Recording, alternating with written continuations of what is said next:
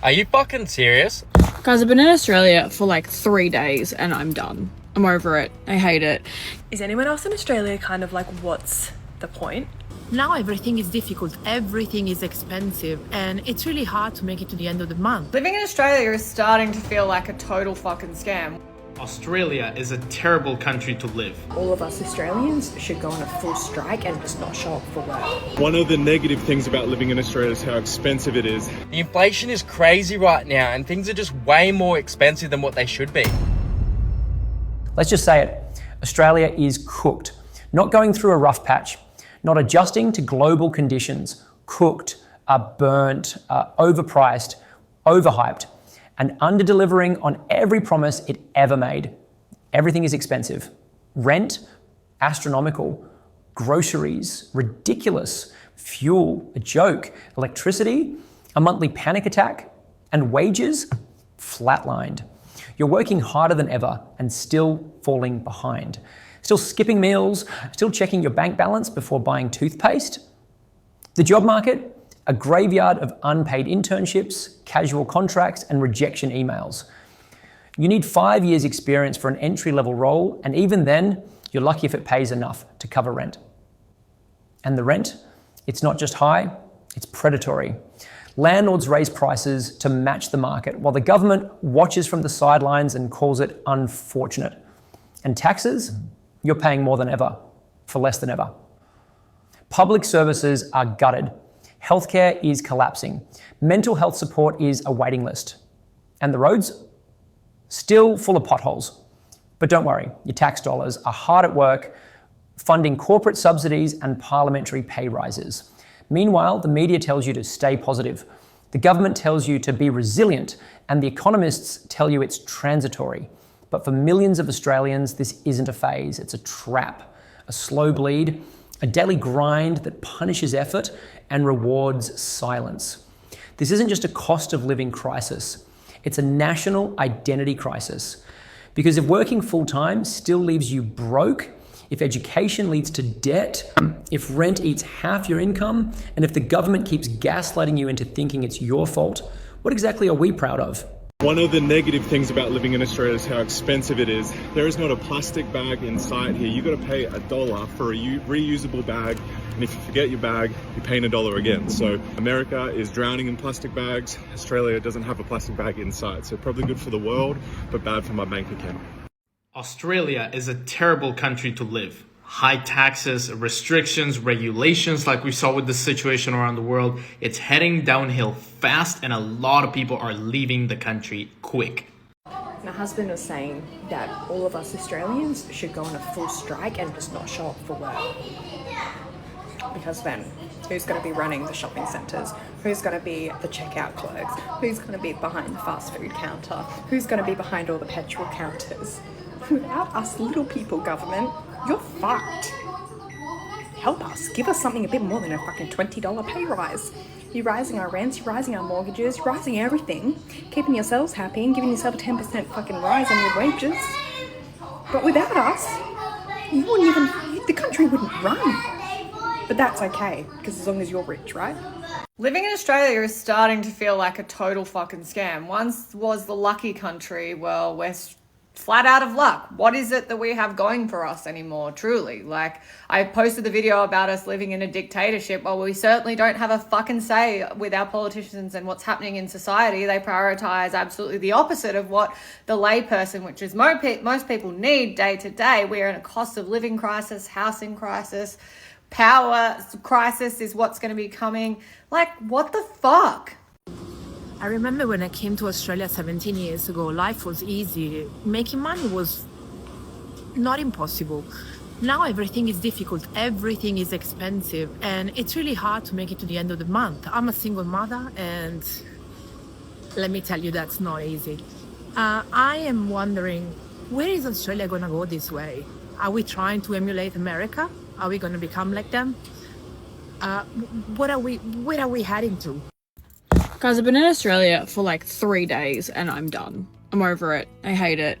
Get me back to Bali. I hate being here. How does anyone live here? I know I am Australian, but it's so far from anything and it's so boring and everyone no offense, is just so lame and boring. And oh, I can't do this. I gotta go. Are you fucking serious? I just went to a cafe this morning in Melbourne, Australia, and I paid $45 for 2 eggs on toast and avocado on the side. And earlier this year, I was in Bali and it was like $10 to $15 for the same thing. Like, how are you even meant to live right now with the rising cost of living and inflation in Australia and work a normal job where you're earning $40,000 to $100,000 a year? Like, money just isn't the same anymore. $40,000 to $100,000 a year on a salary or working on an hourly rate, it just isn't the same as what it was 5 years ago. The inflation is crazy right now and things are just way more expensive than what they should be. It's just like ridiculous. I know there's so many people living paycheck to paycheck. They got smashed by the pandemic. So many people unemployed because they didn't want to take the jab. And just people that are barely have any money right now, more than whatever I've seen before. It's just ridiculous. Things shouldn't cost this much money. I'm an American living in Sydney, Australia for the past year now, and here are some things I don't like so much about Sydney. First off, I had to get used to the weather over here. It's very bipolar. It'll be raining in the morning and then a beautiful sunny afternoon. Being from California, that's definitely something I had to get used to because if it rains, it's raining all day. I truly don't even bother to look at the weather app anymore. I just look outside. They really weren't kidding when they say 4 seasons in one day. Another thing that they have over here is speed cameras and mobile phone cameras. So you could just be in the middle of nowhere, but if they have one of those cameras installed on the highway or at a light, you'll just get a fine in the mail at some point. There's also tolls everywhere and they're super expensive and they can add up throughout the month. Also, another funny thing is that when you get pulled over, you're immediately breathalyzed. Taxes, you're taxed about half of your paycheck, and the more that you make, the more you're taxed. I also thought moving over here I'd be a lot closer to Asia, but it's still a pretty long flight away. Do I dare talk about dating in Australia? Is anyone else in Australia kind of like, what's the point? If you're maybe like in your 20s, your 30s, and you're not being given things by your parents, and you've gone to uni, finished school, gone to uni, got a degree, which was meant to get you a good job, and that job was meant to pay for a house and maybe a holiday once a year, and maybe you'd have some kids, and that's like not happening now, and you're kind of just like, what's the actual point of anything? Like, I'm 28 and I kind of thought by now like I might have like a 3-bedroom house, maybe like thinking about kids, maybe successful in my career. The screaming you can hear behind me is my landlord's fucking grandkids, because my landlords live right behind me and I live in a tiny fuck-ass studio. And no, I don't live in Melbourne or Sydney. I moved regional to try and save money, and there's no jobs out here. Anyway, it's kind of just made me reassess my whole life. Like, what am I doing? Should I just go traveling? Is the world gonna blow up in like 10 years and none of it matters anyway? Like, what's the general attitude? Because I'm a pretty like A-type person, like to plan everything. I'm just kind of feeling like, fuck it, like, should I just do what makes me happy? Like, I don't know, like, what are you guys doing? What are we doing? You're not renting a home anymore, you're renting anxiety. Every month is a countdown. Every lease renewal is a threat. Every inspection feels like a warning. And the rent, it's not just high, it's absurd. It's hostile. It's designed to squeeze you until you break. Landlords raise prices to match the market. Agents shrug and say it's competitive. The government calls it supply pressure. But for you, it's a slow bleed. Half your income, gone. And what do you get in return? Moldy walls, broken heaters, a passive-aggressive email about your untidy balcony. This isn't housing, it's extortion. And the worst part? You're told to be grateful, to just move further out, to get roommates, to negotiate. As if the problem is your lifestyle, not the system. As if personal sacrifice can fix a housing market built on speculation, greed, and government neglect. Public housing, gutted. Rent caps, non-existent. Protections, weak. And the people profiting from this mess, they're not struggling. They're expanding portfolios. They're raising rents. They're watching the chaos from glass towers while the rest of the country panics. This isn't just a housing crisis, it's a power imbalance. A system where shelter is a privilege, not a right. Where stability is reserved for the wealthy.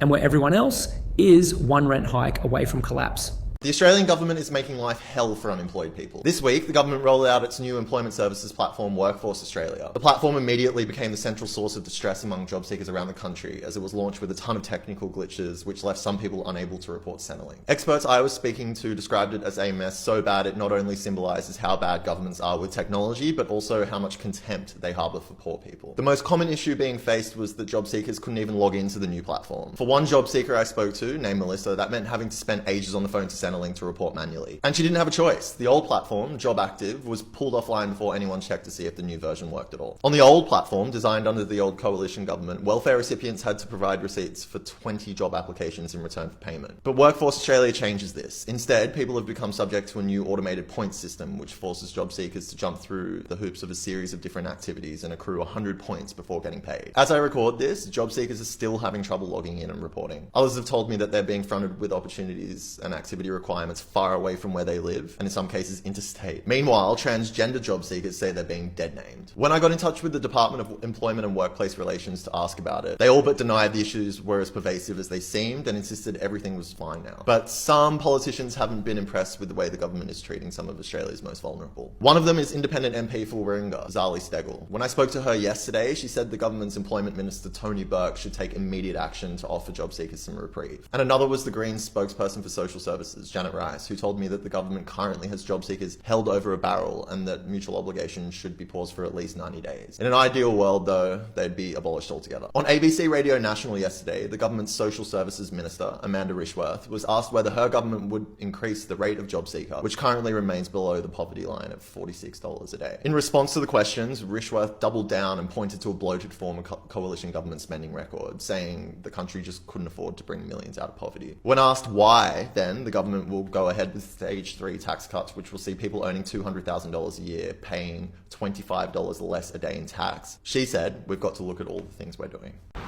Okay, the cons about living in Australia. Number one, it is 48 hours for me to get home to see my family. Like, come on, that's way too far.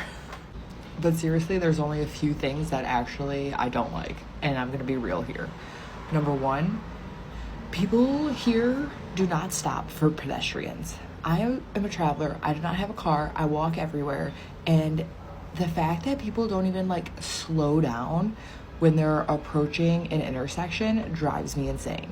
What if there was a little child that was like about to cross the street and you didn't even slow down to make sure there was no people? People just fly through intersections and that bothers me a lot. Slow down, pedestrians first.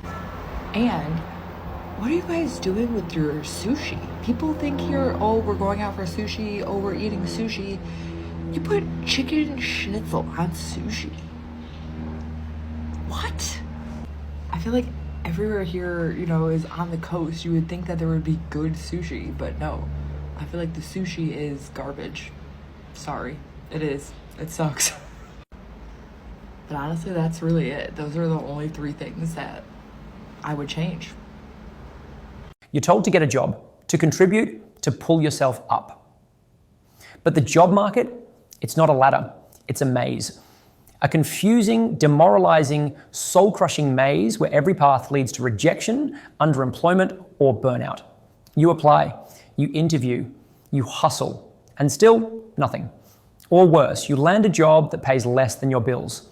Casual contracts, 0-hour shifts, opportunities that feel more like punishments. And the listings? They want 5 years experience for entry-level roles. They want degrees, certifications, references, and a personality that screams grateful to be exploited. And if you're unemployed, you're treated like a criminal. Centrelink interrogates you.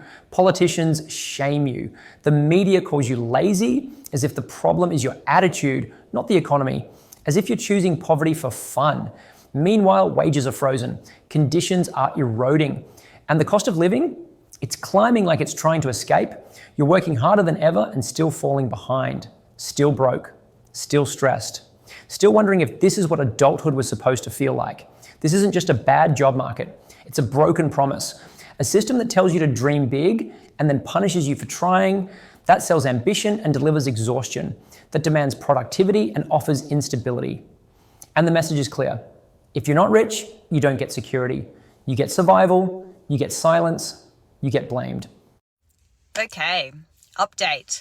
So a couple of days ago, I posted a TikTok about saying how fucked the system is due to me receiving a $3,900 bill because my ex-partner put his taxes in and decided to say that he paid $9,227.20 in child support.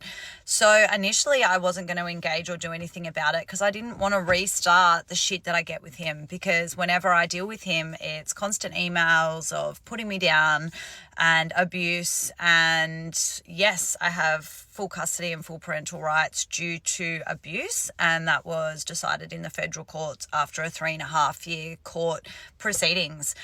But then I read all the comments, which I'm still getting back to. Thank you so much for everyone sharing their stories, and realised, no, it actually feels like taking the bill and paying it just does not align with me, and I'm sick of getting railroaded by this situation. I don't want that $3,900 debt that I've acquired for money that I didn't receive. So that put me on a bit of a goose chase as to how I'm going to figure it out. I rang child support. They have no idea how that's happened. I rang Centrelink. They have no idea how that's fucking happened. And so at the moment, as it stands, is I sat on the phone, on hold while I was working for 3.5 hours yesterday, and I'll be receiving a call back today how this has happened. And the reason that I'm sharing this is because I did receive a particular email from my ex-partner, which I'm going to pop here, to show that he's clearly trying to create issues, financial issues for me with the kids, which is fucking bullshit. But if this has happened and there's actually no way of proving it in the system, then people out there could be acquiring debts that they don't actually owe, which is fucking bullshit. So I'm going to keep following this up. And I want to say a huge thanks to all the beautiful souls in the comments that, shared their stories and were kind, because there are a lot of people out there that aren't kind and think that this is just a money hungry thing and that I'm just trying to take him for all his money, which is not what I'm doing at all. I don't want to pay a $3,900 debt because I have worked really fucking hard to rebuild my life with my 3 kids in tow, and it's just not fair. And I'm sick of fucking feeling like I get fucked up the ass by the system and by his bullshit. It can go away. So I just want to say, anyone out there that's dealing with this, I'm sorry, because this is fucked and it feels shit. But you are brave, you are strong, and you are so loved in my space. I'll keep sharing my journey as I go, and thank you. I love you. So I've been living in Australia just about under 3 months now, and I've learned a lot. I have learned a lot, let's just say that. Culture shock, definitely a real thing. But I feel like I have some takes on living in Australia that honestly I haven't really heard actually talked about on the internet before, and have really made me appreciate the UK a lot more. And that, believe me, if you know me in real life, that is not something anyone would ever expect to come out of my mouth. So let me explain to you. From what I have observed since being here, Australians have a very weird and complicated relationship with emotions, human experience, and this ties into so many avenues. It ties into misogyny, it ties into, men acting very strangely towards women, aka just not knowing how to deal with them all, or treating them like objects, or treating them like, all the things that we know about how women are treated, all over the world and stuff. It is a lot worse here. It is just worse here, and stuff like that. But what people often don't talk about is that this is a result of something much deeper rooted in Australian culture when it comes to just expressing your emotions and expressing how you feel. It is seen as so deeply taboo here, and it's not even something where it's like people are telling you, oh, that's just not how it's done, like, we don't really want to hear about it, whatever. No, it's this unspoken feeling. You can feel it in the air. You can literally feel it when you're just having conversations with a stranger, or you're getting to know someone, or you're going to work, or I don't know what you're doing, okay? You can feel it. There's this just weird, oppressive, strange sensation in the air where you can feel I am not supposed to really share anything genuinely authentic about how I'm feeling to this person or any person ever. Because there's this sense that if you do so, you are not safe and it will not be well received because people here don't know how to receive it. It's really interesting because one of the first things, like when you meet anyone in Australia, is they'll always say, how are you? Hey, how are you? Like, you're right, how are you? Stuff like that. Like, you know, instead of just hi or good morning or good afternoon, it's always like, how are you? You're right. But no one wants the real answer to that question. Because, like, if you actually sit there and you go, like, even if it's just with a friend, like, maybe not a stranger, okay, strangers may get freaked out, but if you actually just sit there and it's with a friend, it's like, yeah, hey, how are you? And you say, do you know what, I'm actually not doing too well. They get this, like, panic behind their eyes. They get this literal panic and they shut down. They don't know how to handle it. They don't want the real answer. They don't want to know. And it just creates this culture of emotionally stunted people. And I think it's why everyone here is just so much more immature than anyone else I've ever come across in the rest of the world. And no one talks about it. I've heard so many people talk about, you know, sure, like Australians are maybe slightly a little bit more immature, or like the men have issues with women, like they won't really approach you, they'll just stare at you, or like they're very non-committal, and all of that stuff is true, but no one's talking about the reason why. Okay? It's there's something just off. There's a disconnect here, and it's overflowing into all parts of Australian society, and it's only getting worse. And that's just honestly something that I haven't really experienced in the UK. It seems to be a very Australia-specific issue. But yeah, I don't know. Anyone else in Australia right now, let me know what your experience is, because that is very much mine, and I've not been here that long. So here we are, the end of the month, the end of your patience, the end of pretending that this is normal. Because it's not. It's not normal to work full-time and still be broke. It's not normal to spend 60% of your income on rent. It's not normal to choose between groceries and electricity. It's not normal to feel like you're drowning while being told you're lucky to even have a job. Australia is cooked, and not in the funny, memeable, we're all broke kind of way. No, cooked in the structural, systemic, soul-crushing kind of way. Cooked in the you followed the rules and still got punished kind of way. Cooked in the this isn't a glitch, it's the design kind of way. Because let's be honest, this didn't happen overnight. It wasn't a surprise. It wasn't a natural disaster. It was built, engineered, enabled by decades of policy failure, economic gaslighting, and political cowardice. They told you to go to university. You did, now you're in debt. They told you to get a job. You did, now you're underpaid. They told you to rent. You did, now you're one rent hike away from homelessness. They told you to save. You tried, but inflation ate your savings before you could even touch them. And the government, they're still smiling, still spinning, still pretending this is fine. They call it resilience. They call it market forces. They call it a global challenge. But what it really is abandonment. You've been left behind by a housing market that treats shelter like a stock portfolio, by a job market that demands perfection and pays in scraps, by a tax system that squeezes workers and rewards wealth, by a political class that's more interested in optics than outcomes. And the worst part? They still blame you. They say you're not budgeting properly, that you're too picky, that you should move further out, and that you should just get a better job. As if the problem is your attitude, not their policies. But here's the truth. It's not your fault. You didn't cause this crisis. You didn't deregulate the housing market. You didn't suppress wages. You didn't gut public services. You didn't turn survival into a luxury. You were told to trust the system, to follow the path, to believe in the promise, and now you're being punished for it. This isn't just a cost of living crisis. It's a dignity crisis, a stability crisis, a national identity crisis. Because what does it mean to be Australian in 2025? Does it mean working 50 hours a week and still skipping meals? Does it mean living in a share house at 35 because rent is unaffordable? Does it mean watching billionaires buy their fifth property while you can't afford a studio apartment? Does it mean being told to be grateful while everything around you collapses? If that's the new definition of doing okay, then we're in serious trouble. because this isn't just about money. It's about mental health. It's about relationships. It's about identity. It's about the quiet, creeping erosion of hope. You start to question yourself. You start to internalize the blame. You start to believe that maybe you are the problem, that maybe you're not working hard enough, that maybe you're not smart enough, that maybe you're just unlucky, but you're not. You're living in a system that was never built to protect you. A system that rewards speculation and punishes stability, that celebrates profit and ignores people, that treats basic needs like luxury goods. And the people in charge, they know the rent is too high. They know the wages are too low.